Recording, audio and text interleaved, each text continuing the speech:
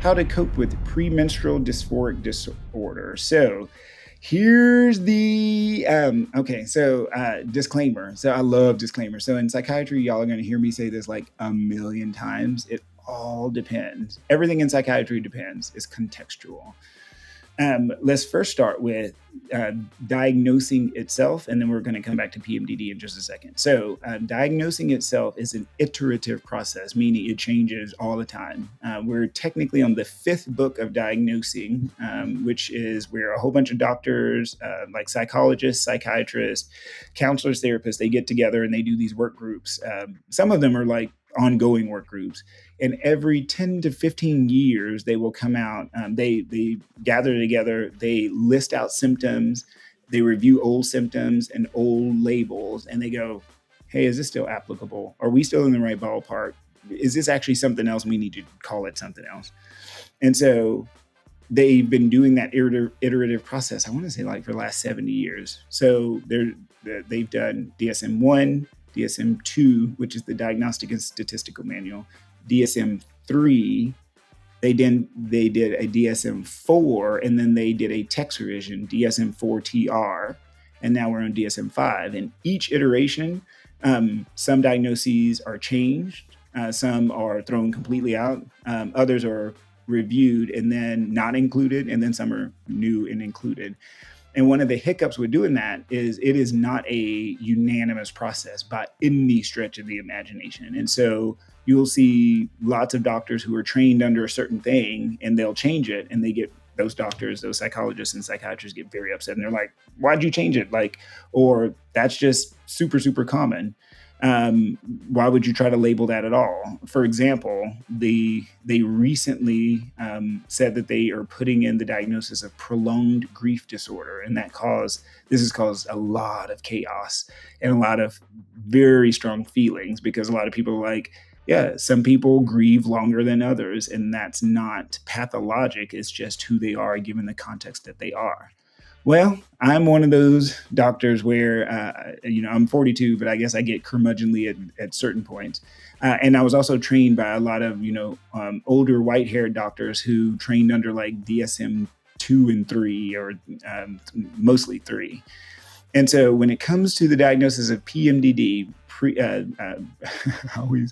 premenstrual dysphoric disorder, it's one of those, it's a symptom cluster, and you can just Google all of the criteria, because each label has certain criteria up under it. So just Google it.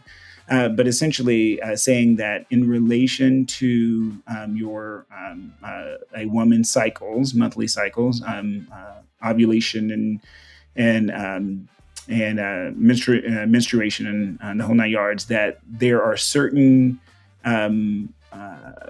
symptoms that occur and recur. And when this diagnosis was being kind of proposed / debated, it was super controversial, because there were a lot of folks who were like, y'all, this is, there's a lot of range of, typical with this. And if it becomes abnormal, it is better described with other diagnoses. So in other words, if you are having cycles and during those times you're getting depressed, well, why not just call it major depression, or why not call it a depressive episode? There was the kind of, I guess, majority crowd said, no, it happens enough and it's disruptive enough. Those episodes are, and then consistent enough with menstruation that, no, we really need to consider it its own standalone diagnosis.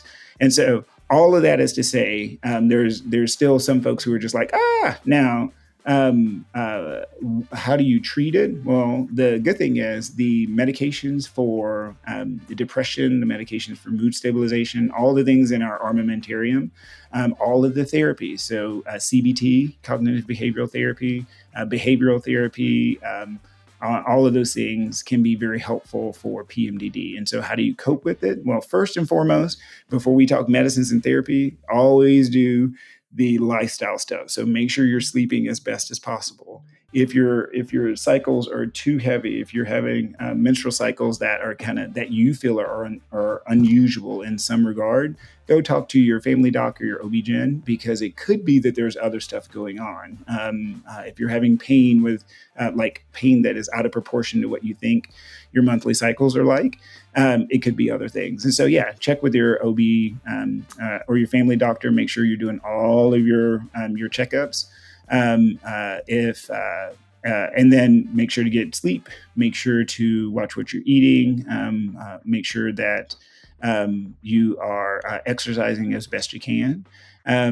So all of the kind of contextual things that you're doing.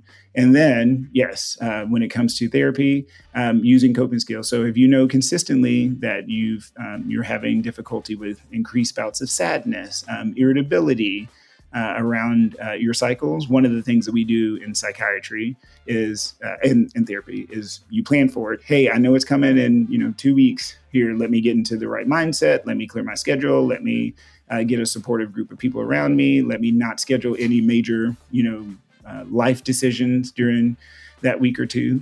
Another thing you can do medicine-wise is you can literally use serotonin-based medicines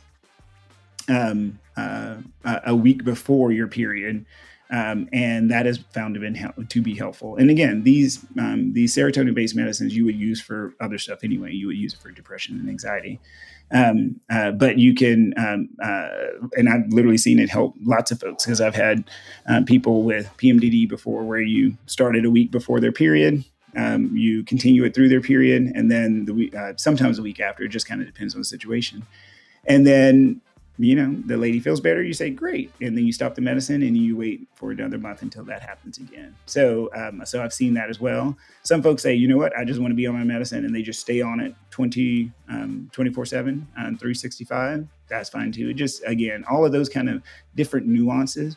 Make sure to check with whoever your pediatrician or your psychiatrist is. But the key is to remember that if you feel something, and again, it's kind of like the Gestalt feeling is kind of like, what is your gut telling you? If you get that feeling in your gut that something isn't quite like other people's stuff, or you're feeling like an outlier, go and talk to someone medically first, and then see if you are an outlier, and then go and talk to someone kind of psychiatrically or psychologically.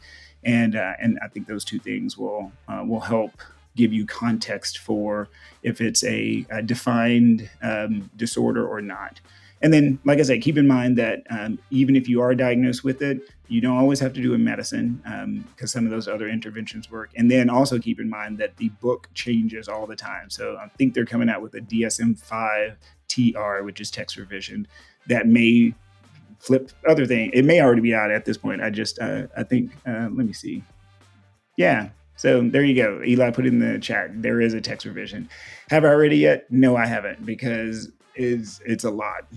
When they went from the DSM-4 TR to the DSM-5, they changed so much stuff. And I'm a little bitter about some of the stuff they changed. For example, I see a lot of kids with autism and a lot of adults with autism. And it used to be that they had different like subtypes, and then they lumped them all back together, and that really kind of irritated me. But say la vie, such is life. But we appreciate your question nonetheless.